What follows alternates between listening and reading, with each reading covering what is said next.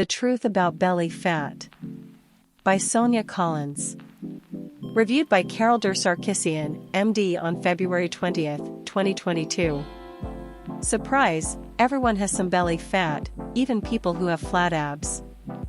That's normal. But too much belly fat can affect your health in a way that other fat doesn't. Some of your fat is right under your skin. Other fat is deeper inside, around your heart, lungs, liver, and other organs. It's that deeper fat, called visceral fat, that may be the bigger problem, even for thin people. Even thin people can have too much belly fat. It's more about how active you are than your pants size. Deep belly fat. You need some visceral fat. It provides cushioning around your organs.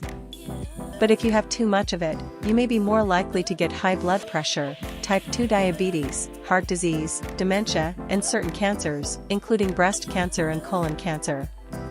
The fat doesn't just sit there.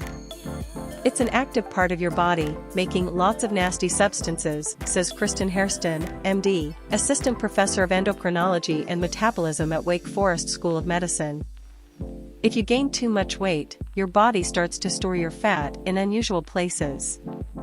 With increasing obesity, you have people whose regular areas to store fat are so full that the fat is deposited into the organs and around the heart, says Carol Shively, PhD, Professor of Pathology Comparative Medicine at Wake Forest School of Medicine. How much belly fat do you have? The most precise way to determine how much visceral fat you have is to get a CT scan or MRI. But there's a much simpler, low-cost way to check. Get a measuring tape, wrap it around your waist at your belly button, and check your girth. Do it while you're standing up, and make sure the tape measure is level. For your health's sake, you want your waist size to be less than 35 inches if you're a woman and less than 40 inches if you're a man. Having a pear-shaped bigger hips and thighs is considered safer than an apple shape, which describes a wider waistline. What we're really pointing to with the apple versus pear, Hairston says, is that, if you have more abdominal fat, it's probably an indicator that you have more visceral fat. Thin people have it, too. Even if you're thin, you can still have too much visceral fat. How much you have is partly about your genes, and partly about your lifestyle, especially how active you are. Visceral fat likes inactivity. In one study, thin people who watched their diets but didn't exercise were more likely to have too much visceral fat. The key is to be active, no matter what size you are. 4 steps for beating belly fat. There are 4 keys to controlling belly fat: exercise, diet, sleep, and stress management. 1. Exercise. Vigorous exercise trims all your fat, including visceral fat. Get at least 30 minutes of moderate exercise, at least 5 days a week. Walking counts, as long as it's brisk enough that you work up a sweat and breathe harder, with your heart rate faster than usual. To get the same results in half the time, step up your pace and get vigorous exercise, like jogging or walking. You'd need to do that for 20 minutes a day, 4 days a week. Jog, if you're already fit, or walk briskly at an incline on a treadmill if you're not ready for jogging.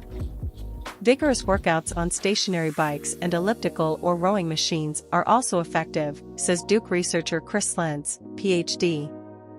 Moderate activity, raising your heart rate for 30 minutes at least 3 times per week, also helps. It slows down how much visceral fat you gain. But to torch visceral fat, your workouts may need to be stepped up. Rake leaves, walk, garden, go to Zumba, play soccer with your kids. It doesn't have to be in the gym, Hairston says. If you are not active now, it's a good idea to check with your healthcare provider before starting a new fitness program. 2. Diet. There is no magic diet for belly fat.